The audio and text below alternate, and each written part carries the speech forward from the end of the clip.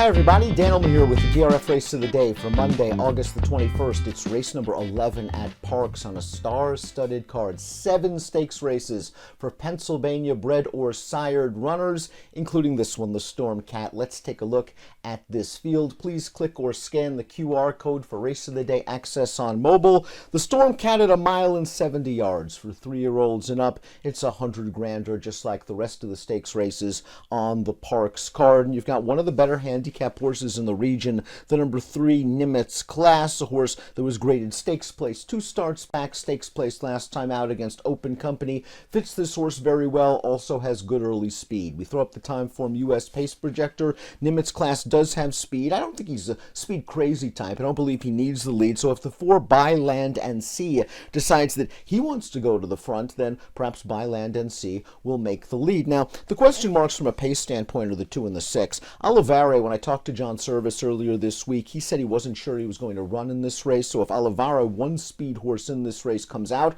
obviously that helps the chances of the other speeds. The 6 Irish Cork has been close to the pace in his last 2 races, and Service told me that's just not his right running style. And I think they're going to take him back this time around and try to make one run. So it looks like the 3 and the 4 are the primary pace protagonists in this race. If they go fast, it could set things up for a closer. One of the best closers in the race is the number 1, King Kumbale. We're going to watch his most recent start, Open Optional Claimer, back on July the 17th, and he didn't have the cleanest trip in this race, but he still ran very well at a nice price. He got up for second, only beaten 3/4 of a length. He earned an 89 Beyer speed figure, very strong, and earlier this year, going a 1-turn mile at Aqueduct, he earned a 94 Beyer. So if you give this horse the right trip and setup, he's going to come with a strong kick, and King Kumbale is going to offer a little bit of value in this race. This is going to be his 3rd start for Butch Reed, his 3rd start off of a short layoff. All systems seem go, and the price should be right for a horse that's done some good running at Parx in the past.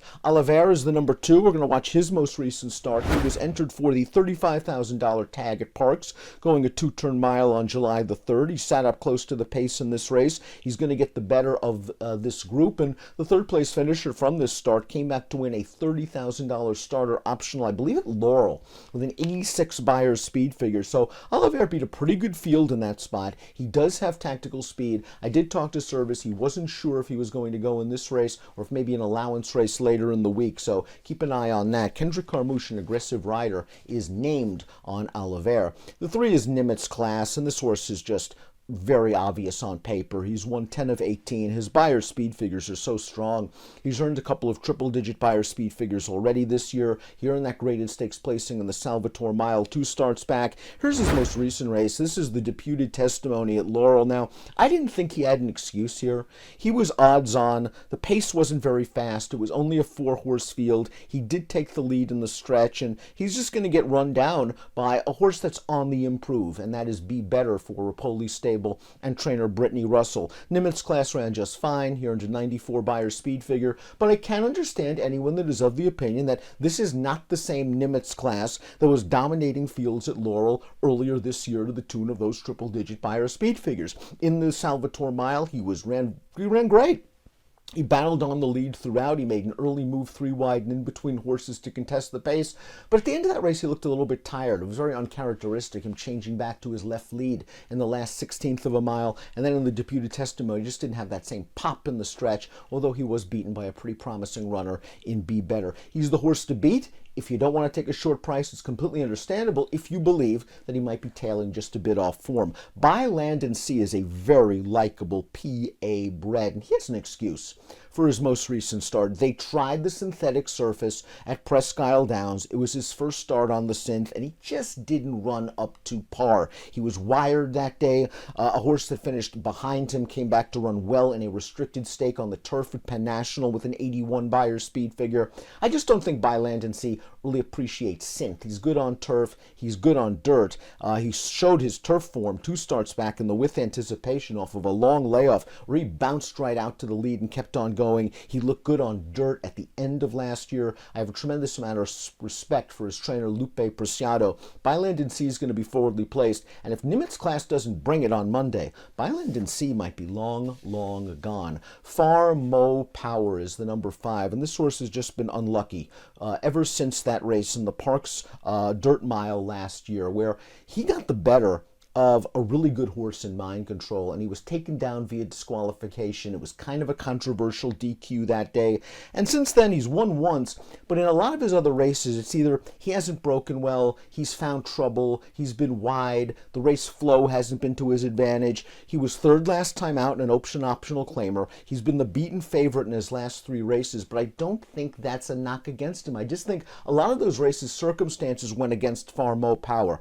Far Mo Power, I talked to his trainer Lou Linder earlier this week. He says he's just going to try to break, get right up close to the pace if he can. I can see him sitting third, maybe getting first jump on the 2 closers into the stretch. And this horse, he's a little bit underrated, and maybe he'll be a decent price on the tote come post time. The number 6 is Irish Cork, going out for John Service. Again, I talked to John earlier this week. In his last 2 starts, this horse has been right up close to the pace. He's tired at the end.